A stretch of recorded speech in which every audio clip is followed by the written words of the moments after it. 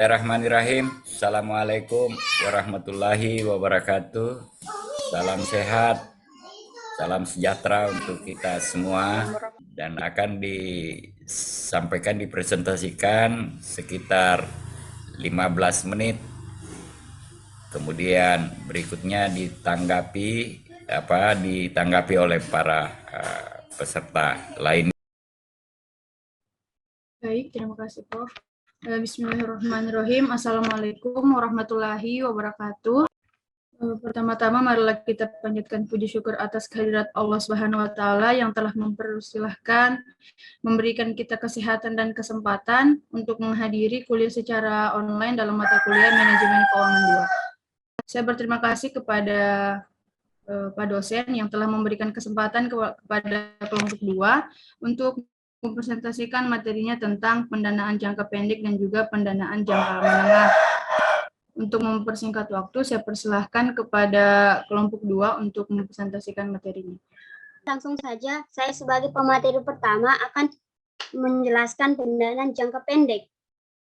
Pendanaan jangka pendek merupakan hutang dengan jangka waktu 1 tahun atau kurang yang digunakan untuk memenuhi kebutuhan musiman dan aktiva lancar. Sumber pendanaan jangka pendek. Sumber pendanaan jangka pendek terbagi menjadi 2, yaitu pendanaan spontan dan pendanaan tidak spontan. Pendanaan spontan merupakan pendanaan yang berubah secara otomatis sering dengan berubahnya tingkat kegiatan perusahaan. Contohnya yaitu rekening aktual, yaitu rekening yang terjadi karena pembuatan laporan keuangan berbeda dengan periode pembayaran serta pembayarannya seperti hutang upah atau gaji dan hutang pajak. Yang kedua yaitu trade credit atau hutang dagang, yaitu hutang yang timbul ketika perusahaan membeli bahan baku yang disertai dengan syarat pembayaran dari penjualan. Misalnya 5/10 net 15.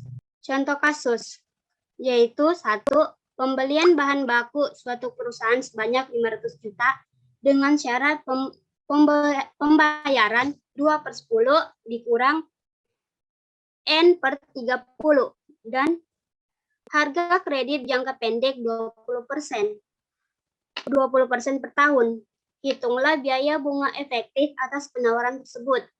Hitung opportunity cost, yaitu rumusnya OC sama dengan CD dibagi 1 kurang CD dikali 360 dibagi N. CD itu cash diskon dan N itu jumlah hari setelah periode CD atau cash diskon. Sama dengan CD-nya 0,02 dibagi 1 kurang CD yaitu 0,98 dibagi 360 dibagi jumlah hari setelah periode CD yaitu 20 sama dengan 36,73%. Kesimpulannya, jadi diskon efektifnya lebih besar dibandingkan dengan suku bunga pinjaman. Suku bunga pinjaman sebaiknya perusahaan membayar pada masa diskon. Itu pendanaan tidak spontan. Merupakan jenis pendanaan yang tidak berubah secara otomatis dengan berubahnya tingkat kegiatan perusahaan. Contohnya, hutang bank seperti kredit modal kerja yaitu kredit rekening koran dan sebagainya.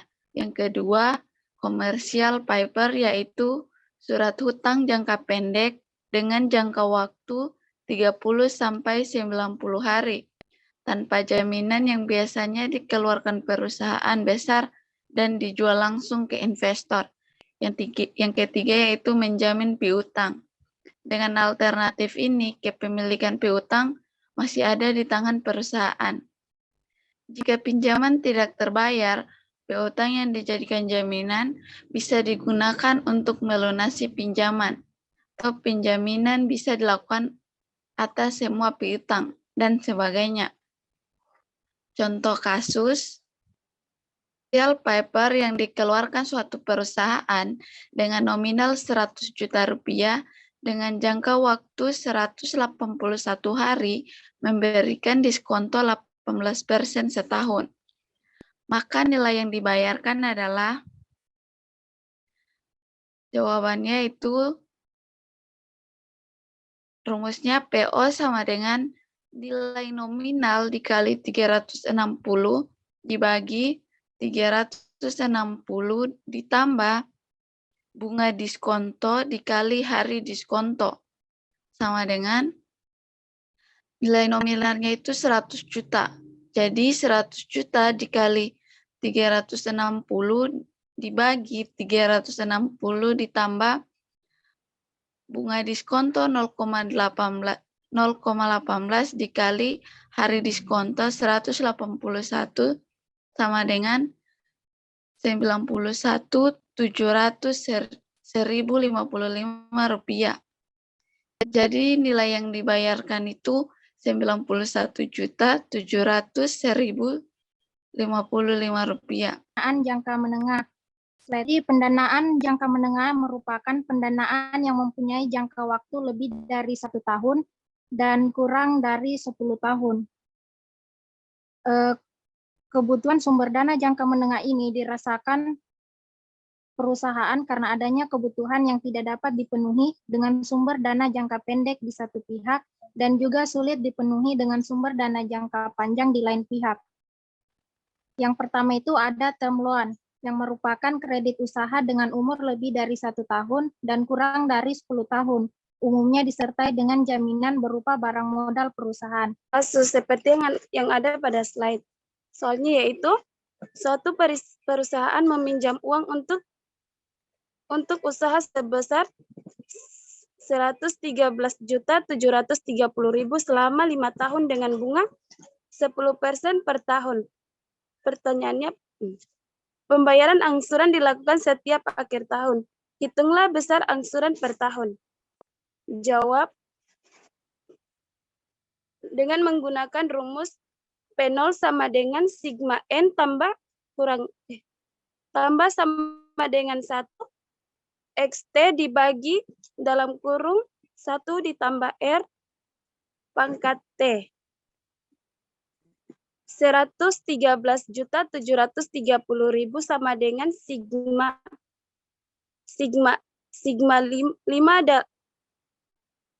5 dari jangka waktu pinjaman.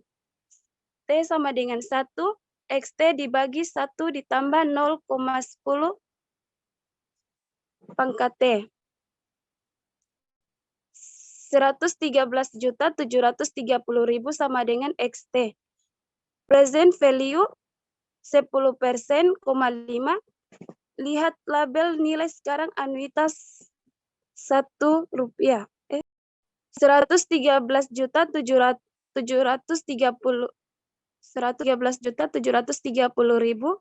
XT dalam kurung 3,798 dibulatkan menjadi 3,791. XT sama dengan 13.730.000 dibagi 3,791. XT sama dengan 30 juta. Jadi angsuran setiap tahunnya adalah sebesar 30 juta. Tabel pembayaran angsuran. Jika perusahaan ingin melihat pembagian bunga dan sisa utang dan pinjaman kepada kreditur, maka perusahaan dapat membuat tabel sisa utang dan perhitungan bunganya seperti yang ada pada slide dia. Seperti yang ada pada slide. Pertama, pada tabel terdapat tahun KN. Tahun KN adalah jangka waktu pelunasan utang tersebut. Kedua, yaitu terdapat angsuran pinjaman bunga. Angsuran pinjaman bunga itu yang dimana sudah ditetapkan sebesar 30 juta. Bunganya sebesar 10%. 73.000. Angsuran pokok pinjaman berasal dari angsuran pinjaman bunga 30 juta dikurang 11.373.000 menghasilkan 18.627.000. Sehingga Sedangkan sisa pinjaman berasal dari 113.730 dikurang angsuran pokok pinjaman sebesar 18.627.000 menghasilkan 95.103.000. 95.103.000. Untuk tahun kedua bunganya sebesar 9.051.300 berasal dari 30 juta di 30 juta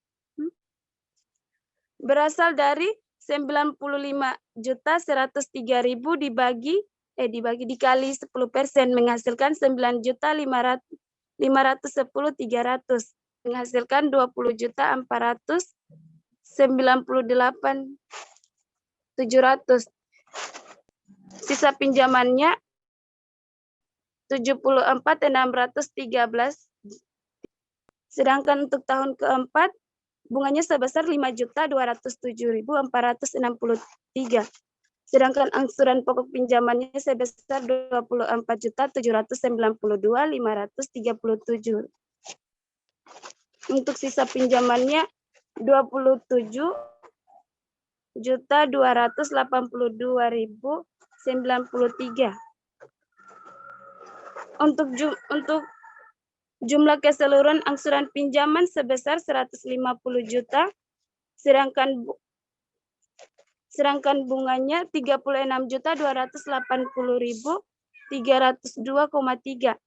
Angsuran pokok pinjamannya sebesar 113.719.697.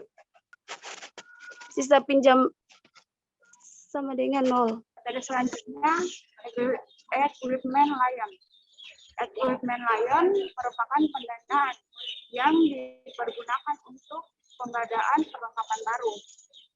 Perlengkapan yang biasa dibiayai dengan equipment layan adalah perlengkapan yang mudah diperjualbelikan. Pinjaman biasanya menanggung beban lebih tinggi dari harga perlengkapan tersebut, dan selisih antara perlengkapan dengan beban total merupakan margin of safety bagi kreditur. Kita lihat contoh kasusnya, pada PT XYZ membeli mesin kredit sebesar 105 miliar dengan jaminan tersebut. Nilai sisa mesin tersebut sebesar 5 miliar dan umur ekonomis sekitar 5 tahun. Pertanyaannya, hitunglah jumlah angsuran kredit tersebut. Bisa kita lihat jawabannya di situ, 105 miliar dikurang 5 miliar dibagi 5 tahun. Hasilnya 100 miliar dibagi 5 tahun. Jadi hasilnya 20 miliar. Next selanjutnya daftar pembiayaan angsuran kredit mesin. Bisa kita lihat daftar pembiayaan angsuran mesin kredit ini ada tahun, uraian, angsuran kredit, akumulasi angsuran, dan nilai buku aktiva. Pada tahun terdapat aktiva 1, 2, sampai 5. Aktivanya pada nilai buku aktiva 105 miliar. Pada tahun 1, uraian debt tahun 1, angsuran kreditnya 20, akumulasi angsurannya 20, dan nilai buku aktifanya 0. Pada tahun kedua, uraian debt tahun kedua, angsuran kreditnya 20 miliar, akumulasi angsurannya 40 miliar. 40 miliar ini dari mana? Dari 20 ditambah 20, hasilnya 40 miliar. Dan nilai aktiva bukunya 85 miliar. 85 miliar ini dari 105 miliar dikurang 20 miliar. Jadi hasilnya 85 miliar. 85 miliar, maaf. Pada tahun ketiga, uraian debt tahun ketiga, angsuran kreditnya 20. Akumulasi angsuran 60 dari 40 ditambah 20. Nilai aktiva buku aktivanya 65 dari 85 dikurang 20 juta. Dan pada tahun ketiga, uraian debt tahun ketiga, angsuran kreditnya 20 miliar. Akumulasi angsurannya 60 miliar. 60 miliar dari 40 ditambah 20 miliar. Hasilnya 60 miliar. Dan nilai buku aktifanya 65 miliar. 65 miliar dari 85 dikurang 20 juta, 20 miliar. Pada tahun keempat, uraian tahun keempat, angsuran kreditnya 20 miliar. Akumulasi angsurannya 80 miliar. Hasilnya dijumlahkan dari 20 miliar ini, jadi hasilnya 80 miliar. Nilai buku aktifanya 45 dikurangi dari 20 miliar. Dan terakhir tahun ke-5, uraian debt tahun ke-5, angsuran kreditnya 20 miliar. Akumulasi angsurannya 100 miliar.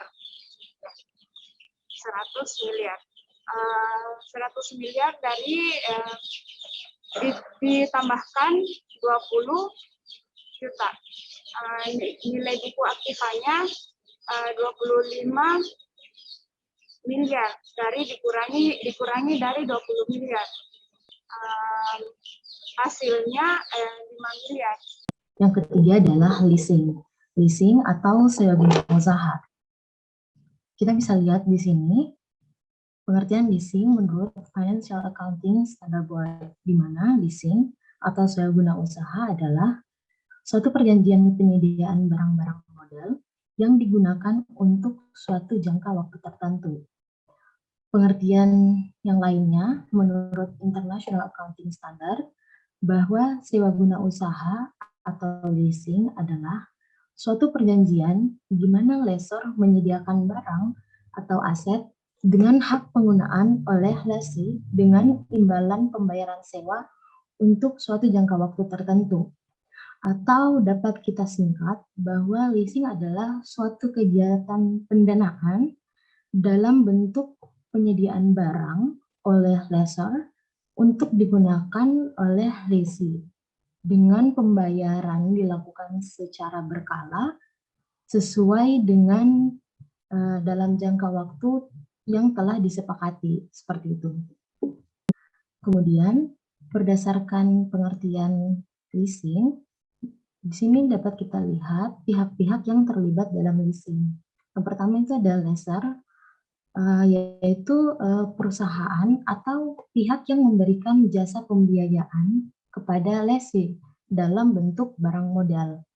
Nah, di mana lessee adalah pihak yang memperoleh atau mendapatkan pembiayaan tersebut dalam bentuk barang modal dari lessor. Kemudian pihak yang ketiga ada supplier, di mana supplier adalah pihak yang mengadakan atau menyediakan barang untuk disewakan kepada lessee dengan pembiayaan tunai dari lessor. Jadi bedanya lessor dengan supplier adalah kalau lessor dia pihak yang memberikan jasa pembiayaan, sementara supplier adalah pihak yang mengadakan atau menyediakan barangnya tersebut. Kemudian pihak yang keempat ada bank, di mana bank adalah pihak yang dia tidak terlibat secara langsung dalam leasing, tapi dia menyediakan dana bagi lessor atau supplier, seperti itu. Selanjutnya, jenis-jenis leasing. Leasing dibagi menjadi dua, yaitu operating lease dan financial lease, di mana perbedaannya dapat kita lihat dengan jelas bahwa operating lease dia merupakan suatu sewa guna usaha tanpa hak opsi, sedangkan financial lease adalah sewa guna usaha dengan hak opsi. Maksudnya apa? Bahwa jenis leasing operating lease ini ketika sudah pada akhir masa kontrak, pada umumnya kan barang yang disewakan tersebut dikembalikan kepada lessor. Akan tetapi dalam bentuk leasing, operating leasing ini, lessor atau orang yang menyewa tersebut memiliki hak opsi apakah dia akan membeli aset atau barang tersebut ataukah mengembalikannya kepada lessor. Sementara untuk financial lease, lessor itu tidak mempunyai hak opsi. Jadi ketika masa kontrak berakhir, maka barang tersebut otomatis harus dikembalikan kepada lessor. Seperti itu. Terus selanjutnya itu keputusan membeli atau leasing. Untuk menghitung NPV, jika NPV lebih besar daripada 0 dan NPV lebih kecil daripada 0. Jika NPV lebih besar daripada 0, maka dihitung NAL-nya. Sebelumnya NAL yaitu Net Advantage to Leasing, yaitu penghematan biaya yang timbul karena kita memilih alternatif beli aktif. Untuk menghitung NAL-nya, jika NAL lebih besar daripada 0, maka keputusannya yaitu lease. Sedangkan jika NAL lebih besar daripada 0, maka keputusannya yaitu lease. Tapi sedangkan jika NAL lebih kecil daripada 0, maka keputusannya yaitu beli atau membeli. Jika NPV lebih kecil daripada 0, maka dihitung NAL-nya. Jika NAL lebih besar daripada 0 dan NAL lebih kecil daripada 0. Jika NAL lebih besar daripada 0, maka dilihat apakah penjumlahan NPV ditambah NAL lebih besar daripada 0, maka keputusannya itu lease. Tapi jika NPV ditambah NAL lebih kecil daripada 0, maka keputusannya itu tolak atau ditolak. Langkah 1 yaitu menghitung net present value atau NPV aktiva. Seperti pada slide, rumus NPV yaitu N sigma T sama dengan 1. CIV T dibagi 1 tambah K pangkat T dikurang COV. Di mana keterangannya itu CIV T yaitu cash inflow pada waktu T yang dihasilkan proyek. K yaitu biaya modal, COV adalah initial cash outflow, diasumsikan terjadi sekarang, sedangkan N adalah usia aktiva. Menghitung net advantage to leasing atau NIL. Adapun rumusnya yaitu NIL sama dengan N sigma T sama dengan 1, OT 1 kurang T kurang RT 1 kurang T dot DT per 1 tambah RB pangkat T kurang VN 1 kurang T per 1 tambah RB pangkat N tambah COF. Adapun untuk rumus biaya hutang sebelum pajak yaitu RB sama dengan KD dan dalam kurung 1 kurang T. Untuk keterangannya, OT itu adalah operasi cash outflow pada waktu T yang terjadi hanya jika aktiva dibeli atau tidak leasing. RT sendiri leasing payment tahunan pada waktu T. Sementara T tingkat pajak pada penghasilan perusahaan. DT biaya depresiasi aktiva pada waktu T, VN nilai sisa setelah pajak, salvage value after tax pada waktu N, COF harga pembelian aktiva yang tidak dibayar leasing jika ia mengeluarkan leasing. RB biaya hutang setelah pajak. Adapun langkah 3 soal sebuah bangunan yang ingin dibeli oleh Maniqui Management untuk pelebaran proyeknya berharga 135.319.110. Bangunan tersebut didepresiasikan 5 tahun tanpa nilai residu dengan metode garis lurus. Perusahaan sedang mempertimbangkan pembelinya, apakah dengan membeli atau dengan leasing. Jika nilai sisa setelah pajak pada tahun kelima sebesar 25.094.304, bangunan tersebut diperkirakan menghasilkan arus kas sesudah pajak sebesar 39.440.330 per tahun. Biaya pemeliharaan bangunan tersebut sebesar 25.478.878 per tahun yang dibayar oleh lessor. Jika leasing payment tahunan sebesar 44.338.345 per tahun yang ditentukan oleh lessor, dan biaya bunga yang dibayarkan perusahaan jika meminjam dari bank sebesar 13%, tentukan keputusan apa yang harus dipilih oleh perusahaan bila pajak penghasilan perusahaan adalah 37% dan biaya modal perusahaan 17%. Jadi langkah pertama kita itu harus menghitung net present value aktiva dulu, di mana net present value sama dengan N sigma T sama dengan 1, cash inflow T dibagi 1 tambah K pangkat T dikurang cash outflow. Net present value itu nilainya sama dengan 39.440.330